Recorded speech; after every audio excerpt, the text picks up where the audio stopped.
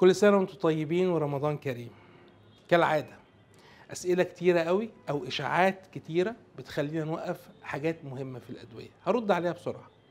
الميثوتريكسيت كيماوي؟ لا، الميثوتريكسيت في علاج الأمراض المناعية مش كيماوي، بالعكس ده علاج منظم للمناعة وبيشتغل بطريقة مختلفة خالص عن الكيماوي. 2، لازم كورتيزون في العلاج؟ لا، مش لازم كورتيزون في العلاج، الكورتيزون بنستخدمه فترات صغيرة في الأول. لازم يبقى في اعراض جانبيه خطيره للادويه بتاعتكم بتاعه المناعه؟ لا، لان احنا بنعمل تحاليل كل 3 شهور وبالتالي نسبه كبيره جدا من المرضى ما بيحصل لهمش مشاكل.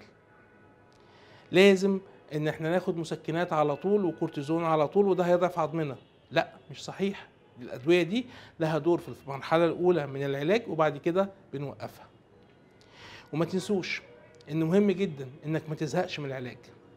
كتير قوي من المرضى بيوقف العلاج لانه خايف من اعراض جانبيه او لانه سمع كلام غير موثوق منه من حد زي صيدلي او دكتور غير متخصص.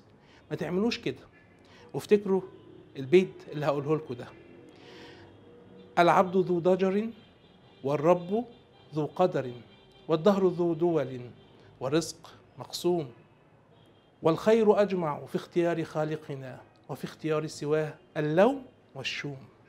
ربنا اللي علمنا العلم، احنا دكاتره الروماتيزم، احنا ما بندعيش ان احنا نملك العلم كله، بس نملك العلم اللي ربنا سبحانه وتعالى اجراه على ايدين دراسات كتيره قوي وعلماء كتير عشان نفيد بيه المرضى. فما تزهقوش من الدواء، بلاش تبقوا ذو ضجر، وارضوا بالمقسوم، وادعوا ربنا ان ربنا يمن عليكم بالشفاء ودمتم سالمين.